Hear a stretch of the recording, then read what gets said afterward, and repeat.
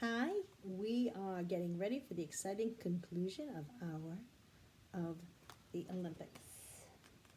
So we are on chapter 9. Chapter 9 is called Fly Away Home. The white horse stopped at the low wall by the edge of the track. "He's coming for us!" cried Annie. The guards stared in awe at the horse. Annie broke free and dashed over to Jack. He grabbed her hand and they ran to the horse. The guards shouted and started after them, but they were too late. Jack and Annie had already climbed over the wall and into the waiting chariot. "Go, go, go!" cried Annie to the huge white horse. The horse reared and pawed in the air. The crowd stepped back from the wall. The guards froze.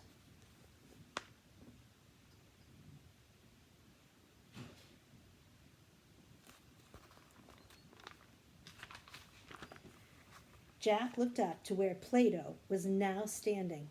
Plato smiled and waved at him. Then the white horse leaped forward, pulling the chariot behind him. Jack couldn't even wave back at Plato. All he could do was hold on tight as the horse galloped beside the Olympic racers. Jack bounced up and down. Dust and sand got in his eyes. He squeezed them shut and crouched down in the chariot. He didn't know where they were going, but it didn't matter. The white horse was in charge. Jack heard the thundering noise of the racing horses and chariots. He heard the screaming crowd. He felt sand blowing in his face and the hard bumping and rattling of the chariot. Suddenly, he was thrown backward. He heard a swoosh of wind, then silence. "Oh, wow!" cried Annie. Jack opened his eyes. All he saw was blue sky. He pushed his glasses into place and looked around. "Help!" he cried. The white horse had grown giant, feathery wings and was pulling their chariot into the sky. Jack gripped the railing of the chariot and held on for his life. "To the treehouse!" Annie shouted. Below, the Olympic crowd watched in stunned silence. The winged horse left the games behind and flew over the temple of Zeus, over the statue of Nike, over the sacred olive tree and the gymnasium. On they went, over the poet's house, the Greek theater, and the field of white tents. Finally, the winged horse coasted to the ground near the olive grove.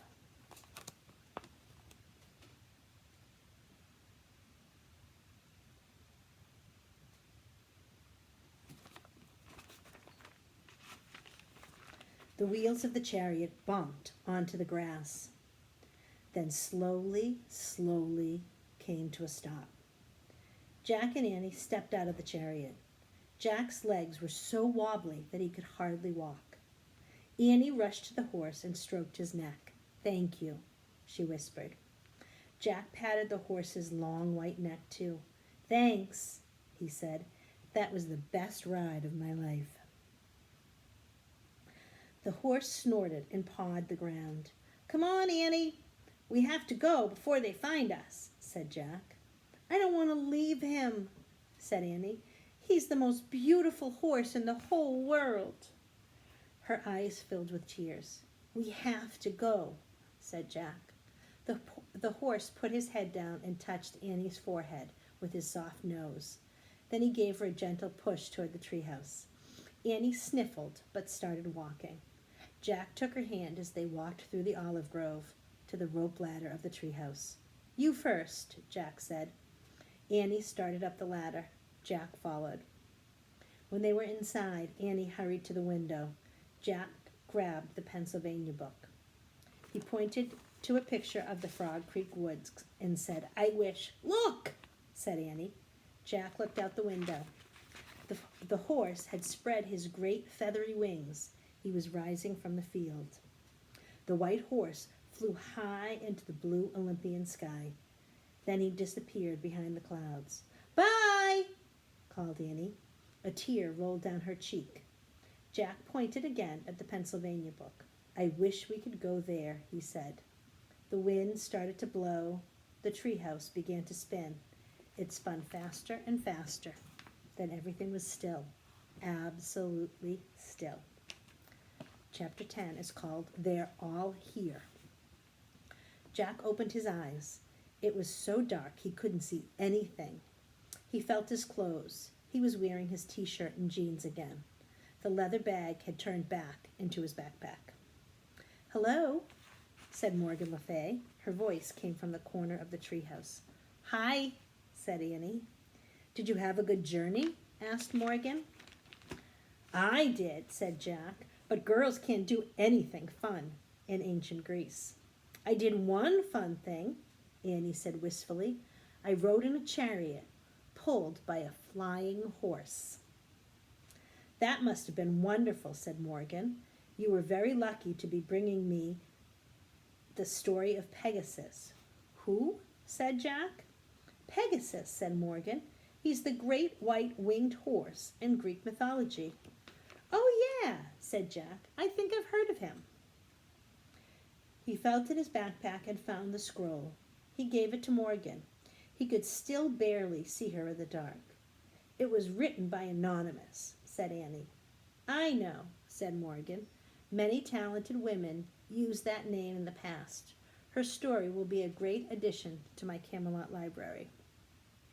"Plato helped us find it," said Jack. "Ah, my good friend Plato," said Morgan. "He was one of the greatest thinkers who ever lived." "And Pegasus was the greatest horse," said Annie. She sighed. "I just wish I could see him again."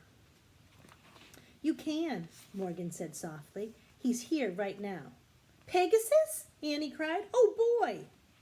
Annie turned on the flashlight and used it to find her way down the rope ladder. Jack grabbed his backpack and followed her.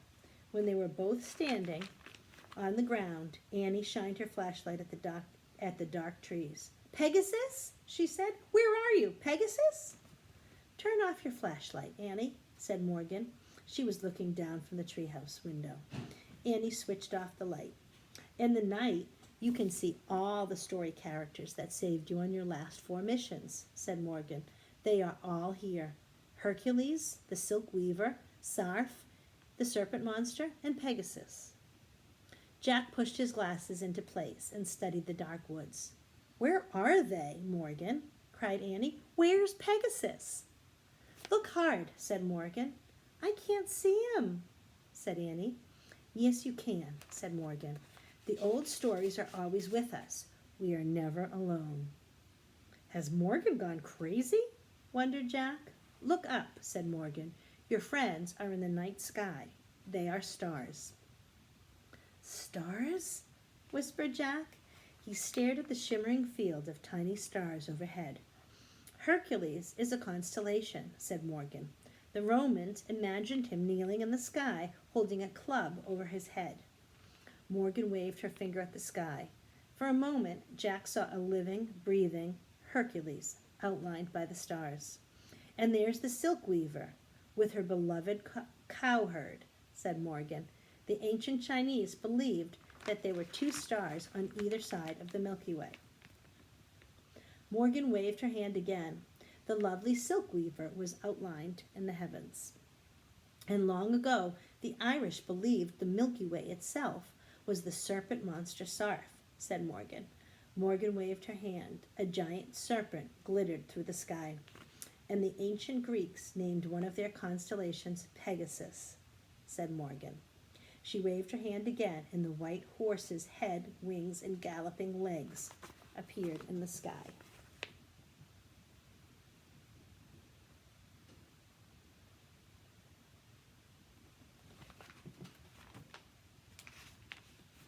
"I see him," said Annie. Then she whispered, "I love you, Pegasus." Jack thought he saw the stars move as if Pegasus was rearing back in the sky. After a breathless moment of silence, Morgan lowered her arm. The night sky became a field of tiny glittering stars again. "You have done amazing work as master librarians," said Morgan. "I would trust you with any important mission." "Does that mean we're going on more trips?" asked Jack. "Indeed it does," said Morgan. "Many more." Jack smiled with relief. When is our next mission? Asked Annie. As soon as I need your help, I will send for you, said Morgan. Go home now and rest. Goodbye, said Annie. Goodbye, said Jack. Farewell, said Morgan. There was a sudden rushing of wind, then a blur of blinding light, and Morgan Le Fay and the magic treehouse vanished. The night was still. Home? Asked Annie. Sure, said Jack. As they walked between the trees, the Frog Creek woods were pitch black. Jack couldn't see a thing, but he didn't ask Annie to turn on the flashlight.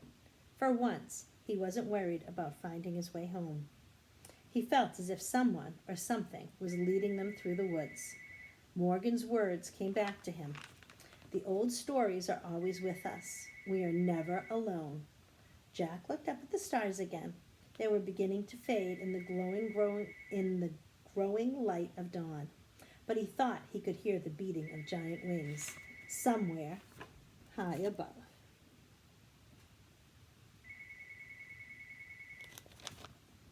So that is the end of Hour of the Olympics. So I would have to say that my favorite part was when Pegasus flew up with the chariot, when the wings came out. That was exciting. So you guys are going to do your favorite part. You're going to write Hour of the Olympics, sound out my favorite part was, and then sound out your favorite part and draw your favorite picture. I will see you soon. Bye.